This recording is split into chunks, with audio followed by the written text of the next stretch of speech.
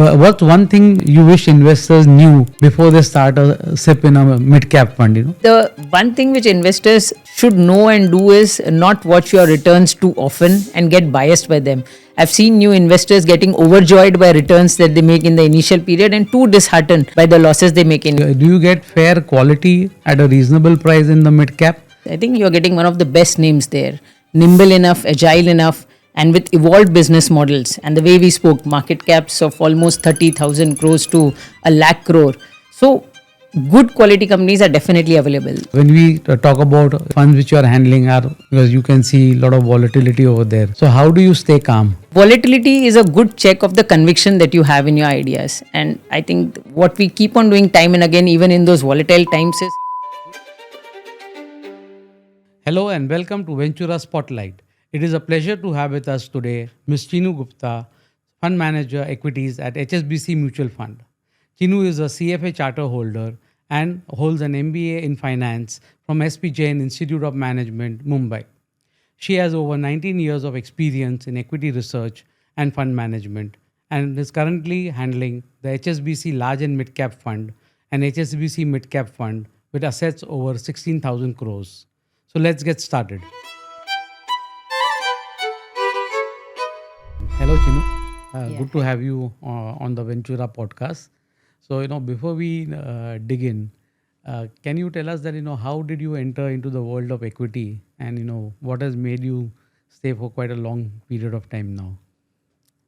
So I think most good things in life happen by chance. My entry in equity was also quite by chance. In fact, I started my career as a coder in an IT company. And from there, when I enrolled for my MBA in SP Jain, we had to select our specialization beforehand. And I had gone in for marketing specialization. I think it was in my first year where I discovered my real liking for finance. And that is how I changed my specialization to finance and switched over to this. So indeed, like a blessing that has come through. Once the journey started, I think there was no looking back. It's quite an interesting industry. You get to do a lot of good work, meet the best of brains, meet those entrepreneurs, promoters, speak to them, best CXOs. So I think all in all, a very good learning experience, and that has kept me in. From coding to, investment, I think that's quite a good shift in a way.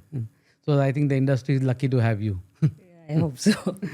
So, when you're managing a large and a mid-cap fund, so how do you treat these as two separate buckets, or for you it is like, one and the same thing, like, because we have large cap as, defined by AMFI as the first 100 and the next 150 as mid cap. In terms of your mindset, how do you try to bifurcate between the two? So I think in a large and mid-cap fund, the way I look at it, the constraints are really limited in nature. You have large cap at 35% minimum, mid-cap at 35% minimum, and remaining 30%, you have flexibility to pick up from any of Correct. these buckets. So the idea is to pick the best in each category that is available. And still you're not constrained by it because there is no hardlining in big numbers as to where you're sticking to it. So quite flexible. It's like a blended way, the way you said. It's a blended way to look at the stocks.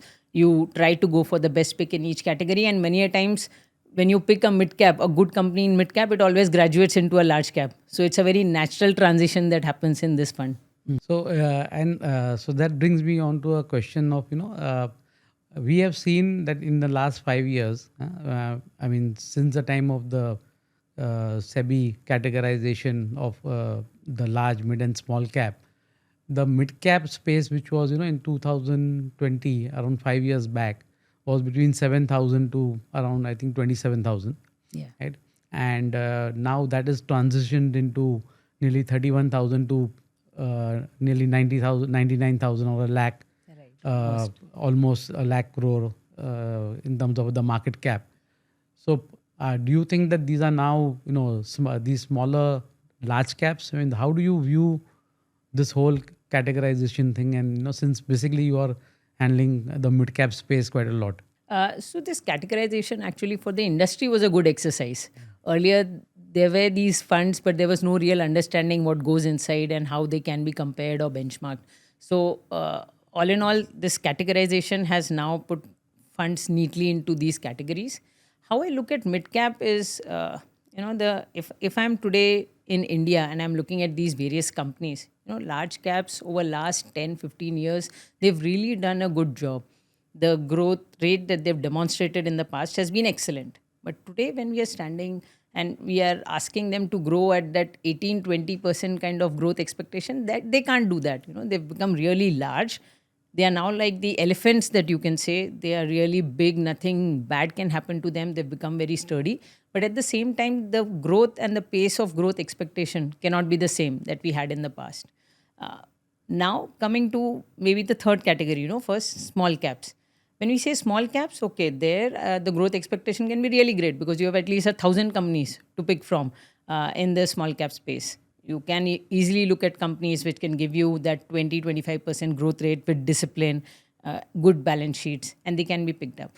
However, picking up small cap can get very accidental. One in two stocks always succeed. So the chances of success in small cap is just 50%. Mid cap is like that sweet spot in between where you are picking up the best of the small cap. It's like the best of the small caps, the top 150 of small cap come into the mid cap category. So here the growth rate that you can demand, I think they are in that 15-20% range where we want. And at the same time that the risk that you build in this category, I think it's somewhere closer to large caps than to small caps. So that is how I feel this space is, and in fact, quite an interesting space. So I like the word, sweet spot, that they're in a sweet spot. But, off late, we have always been hearing that the mid cap is, very overvalued, and, there's you can expect a correction over there, and, you should be more into a large cap space, and, you keep on having those stories going on. How do you view that from a fund management point of view? No, I think very, very interesting point. The moment we say sweet spot or something which looks attractive, valuations go high. And in India, I think the only problematic piece we've had for quite some time is now valuations. Apart from that, most other things are in place. Again, the way to look at either ways, market is expensive and valuations are high.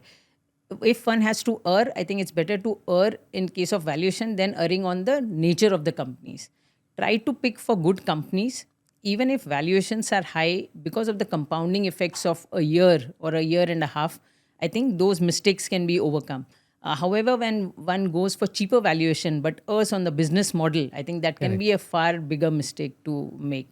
So I agree with you that mid caps valuation seem higher, but if kind of you look at the growth differential between large caps, where we are expecting growth of say 12 to 14%, and here mid caps where we are expecting growth 18 to 20%, the growth in the earnings itself justifies, I think, the difference in the valuation that you see in the two categories. Do you get fair quality at a reasonable price in the mid cap now also, or you find that now it is a little bit difficult and challenging? Quality, I think that is not a constraint. I think the quality of companies coming up in India, the next 150 that we're talking about, which is the mid-cap space, I think you're getting one of the best names there. Nimble enough, agile enough, and with evolved business models. And the way we spoke, market caps of almost 30,000 crores to a lakh crore. So good quality companies are definitely available there. Reasonable price is something which has to be debated. So one has to say that when it comes to reasonableness, the idea is to hunt for these companies where the earnings growth can actually surpass the expectation that you have and not the other way around. Getting into companies which can deliver mediocre, earnings, but however, you are, tagging them along with the past P ratio. I think that is the biggest mistake one can make. One has to look to future earnings. And if future earnings can justify those valuations, I think that is somewhere we have to find these names. You also mentioned that you find that the mid caps moving into the large cap, when that's a real good thing to have, and it helps you in your portfolio with the valuation. But when you find that the mid cap now approaches goes into a large cap space, I mean, would you still continue to hold on to that, or then what do you do at that point of time? Very interesting question, and I think every 6 months we face that challenge when recategorization comes. And in effect, it's a victory for you, because if you've picked a good mid-cap name and it's gone into a large cap, that's good. But at the same time, because it's a mid-cap fund and if you have to follow those percentages, you have to take a call. Usually what we do is, we define midcap by the nature and characteristic that we said. Managements have to be agile, business models have to be flexible, and growth rates have to be higher than the industry. Till the time that company is exhibiting these traits, even after moving into large cap, if the traits are there, I think we retain it in the fund. Because of the weight reasoning, we might trim it because we necessarily need to have 65% allocation to mid caps. Correct. And if those criteria are not met, maybe we'll reduce the weightage of the company which has moved into the large cap. But we would want to hold on these companies till the time they are in that zone of nimbleness. And since many investors always have a higher estimate in for returns in a mid cap space, I don't know how they categorize it, but sometimes since now mid caps are also fairly large companies, so getting the same type of returns becomes difficult. So do you think that investors are now overestimating that the returns they should be getting and underestimating the holding period? Excellent point to put at, and I think this is perhaps the most important learning for investors who are coming now into the market, who are getting invested into the market. If you look at last 2-year, 3-year, or even 5-year CAGR returns of mid and small cap fund, they look too good. 25, 30% CAGR returns are not replicable. They are not repeatable. In fact, events like what happened in this year and today, as we are talking, 1-year return in mid and small caps are mid single digit. Correct. This is like a good check for investors to understand that the journey in these mid and small caps, it cannot be as smooth as what they've seen in the past. So the return expectation in a country like India, where we have nominal GDP growth of 9-10%, inflation rates around 4-5% on an average, anywhere between 10 to 12% return expectation from equity in general is good. And because in mid and small cap, you take that higher risk. By higher risk, I mean higher volatility. That is the reason you might get a couple of point extra in your return expectation. So maybe somewhere around that 13 to 15% kind of return expectation is what you should have at the maximum. Coming into the holding period, the way we define risk in our industry is volatility. When we say that mid and small caps are risky, we mean they are volatile. You can have periods of excellent return, couple of years, and then you might see a year and a half of no return almost. To balance out this volatility, the best thing that an investor can do is to extend the holding period. The longer your holding period, the volatilities tend to go down. So matching this volatility in your portfolio when you have mid-cap funds and small-cap funds, but you have longer holding period, I think that is where you can balance the risk and return profile. I think most of the investors confuse between risk and volatility. They look at it as two different things, but actually it is one of the same thing. And the longer your holding period, the volatility also will reduce along with that. So now, since we are seeing a lot of inflows of money coming in, the SIP book is keeping on increasing, and maybe the mid cap space, we have 150 companies to play around with for 65% of the portfolio Allocation. right? So when you get inflows, I mean, does it create is it a challenge or is it an opportunity in terms of when you get money to invest? So I think still the way we are positioned in India, the way our country is growing, being in a country like India, I think we are at least blessed for now with equity giving you a lot of opportunities. So I do understand that what you said, 150 stocks at times becomes a bit too small a piece to pick from. However, the way we said, it's 65% of your portfolio that needs to come from these names. Remaining 35%, you're still free to experiment. You can look forward to best companies in large cap, or you can look at interesting small cap names, which in future can end up becoming mid caps. Correct. So I think that is the way we try to balance at the portfolio. But in effect, I think there's no dearth of opportunities. Even within those 150 names, the themes that are shaping up in India, I think they've become far more diverse in nature.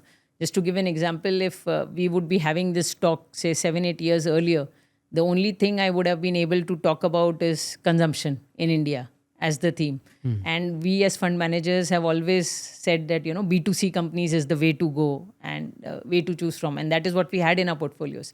I think now we are lucky to say that we don't not only have one theme in India to look at, you have other things like manufacturing also evolving. And a lot of government support has come in to support this manufacturing. This Atmanirbhar Bharat that we've done it has given rise to several sub-segments. Look at the industrial space which is coming up, the PLI schemes which have gotten in. Even the defense sector, for that reason, is coming up because we want to manufacture in India. So today, as a portfolio manager, it's not just one theme that I have to pick from. It's not just one B2C business model. Several other business models, B2G business models are becoming interesting. Even B2B business model where you can become part of supply chain for larger companies is becoming interesting. And various other themes, as I said, are picking up. Okay. So blessed with a choice in these various themes, I think we don't feel that constraint. Okay. So you don't see any constraint that this when you have this limited number of stocks and I mean each and every fund house has a mid cap fund, right? And so everybody is chasing more or less the same stock. So do you see that type of overcrowding happening, and we will see more and more AMCs also now coming up? So do you see that space getting overcrowded? So at least I can't say about all fund houses, but at HSBC, one thing that we definitely try to do is not look at the same type of stocks. We want to go out and look at differentiated ideas also. Very many a times you will find that quite a few stocks, without taking names, they have entered our funds to be the first, and then they've followed up and other mutual funds have picked those. So we would want to keep doing that. And especially when I am looking at my fund, I try to look at it from three buckets. The first can be stability.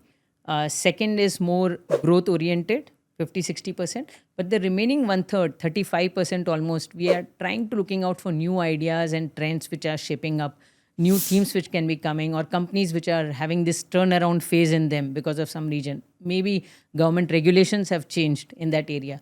So when we try looking in that bucket, plenty of new and interesting ideas come in. At times there can be accidents, and then those ideas have to be weeded out. Again, but if they are successful, then they will graduate to our first or second bucket. So I think we continue doing that exercise, and there is not a dearth of freshness in the portfolios. And now, again, when we talk about the funds which you are handling are, volatile in nature, because you can see a lot of volatility over there. So how do you stay calm? And everybody else is, seeking answers from you. So very interesting point. So volatility is a good check of the conviction that you have in your ideas. And I think what we keep on doing time and again, even in those volatile times, is going back to our thesis, checking it, whether the thesis is in place. So, prices can be volatile. But if the thesis is in place, the expectations that you had from the company are going to be met in a particular time frame. I think we stay put with our conviction. And we know that it's only adding to those conviction ideas in these volatile times that can help. Another thing that I try to look at, this example that we give, it's like when you're driving the car, sitting on the front seat, you feel a lot more chaotic. But just going on the rear seat, I think it can give you a calmer view. You're able to look at the longer picture. And you know that, okay, you're, the way you say, brace for impact, sometimes can be volatile. But the moment you eye for a 2-year, 3-year kind of return performance, I think volatilities tend to settle in. Only sometimes backseat driving is bad. Then you feel you're not in control. Sure. So one more thing is that now SEBI has introduced this information ratio as a measure of the fund performance. Even it completely evaluates back onto the fund manager. So how do you see this? How should one, as an investor, how should they interpret? I mean, because you are closest to the managing the fund. So that's why I thought that I'll ask you this question. So I think these various ratios are helpful in understanding the way the fund is managed, and especially ratios like the way you said, information ratio, Sharpe ratio, they can point to the kind of return that you're making with the risk that you're taking. That balancing between return and risk is an understanding that you can get. So all these ratios, if an investor can look at, I think it can really help in understanding the qualitative nature of the fund, apart from the returns, which investors usually look at. Yeah, because generally they look at only the returns, and the higher the return, that's where they want to invest, and then we know what happens. And so do you see any pitfalls in this information ratio? What should the investor, look at it in terms of, just not looking at the number, because most of the time investors just go by that number and they follow. So is there anything that they should take care of while looking at that particular ratio? So So you have to look at the ratios, but in addition to all these quantitative parameters, many a times you look at the P ratio of a fund, and I think we end up telling investors that looking at P ratio of an overall fund will not give you an idea, because there can be a stock with very high PE ratio for simple reason that earnings might be very low, and it might skew the entire nature. So those may not be informative, but something like Sharpe ratio, information ratio, I think they can add good value at the overall nature of the portfolio. Apart from that, an investor should try and look at the fact sheet of the funds and have an understanding about the kind of stocks that the fund is holding. One may not know about all the stocks, and an investor is not expected to know about all the stocks. However, going through these names on the fact sheet can give a good understanding about the qualitative nature also of where the portfolio is placed. So balancing this quantitative ratios with this qualitative aspect, I think that can be a good exercise for the investors. I think a very good point you made is that you should not look at the PE ratio of the fund. And many people now tend to calculate and display that, because you don't know what is the growth of each and individual company in that. In fact, the weight of the sector itself can create a big difference. Correct. If somebody is invested in a finance sector which has low PE ratio by nature, heavy weight, then the entire PE of the fund can look depressed. So that's why I think that ratio should. In terms of the your portfolio construct, so do you believe in a buy and hold? Is it still valid, or now you believe that all stocks will have an expiry date? I think buy and hold is an excellent strategy, and it works really well. It's like when you work hard to find a company or an idea, you invest your time, do your research, and you find a company who is doing things right. I think it makes a lot of sense to hold on to that name. Only at times when it becomes very expensive, there might be windows when it's become very expensive, we'll try to trim positions, trim our weightages in those companies.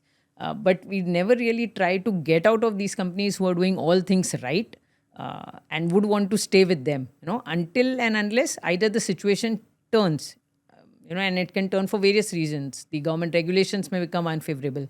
Competitive intensity suddenly might inch up in that space.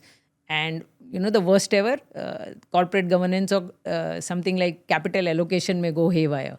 So these are the cases that we would really want to be out of that space. Else, buy and hold and keep doing that profit booking at the margin. I think this strategy works really well. Okay, so you still believe in the buy and hold can make good value for the investor. Very good. Now, we basically returns, retailers, investors often just chase returns, right?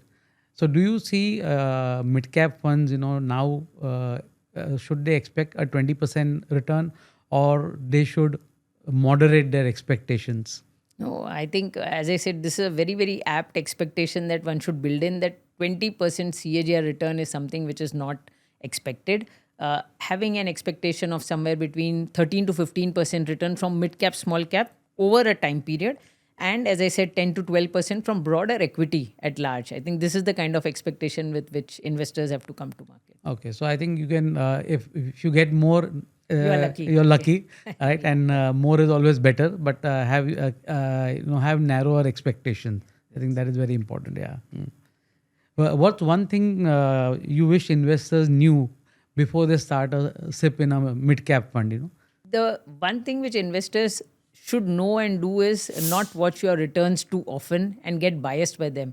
I've seen new investors getting overjoyed by returns that they make in the initial period and too disheartened by the losses they make in initial period. So I think if one stops watching those returns too closely and stay put for longer period of time, it always becomes a much more precious journey for them. So one lesson which they have to know is it's an SIP, and you have started on a journey. If you do not get traffic in the initial part, there is no guarantee you will not get traffic in the end part. So it's like a journey. So your start can be bumpy, your middle can be bumpy. It's just the matter of time. But now that you've started, stay put and ride it. Ride the entire period of your SIP. Don't stop it in between. Right. I think that is very important. Correct. Yeah.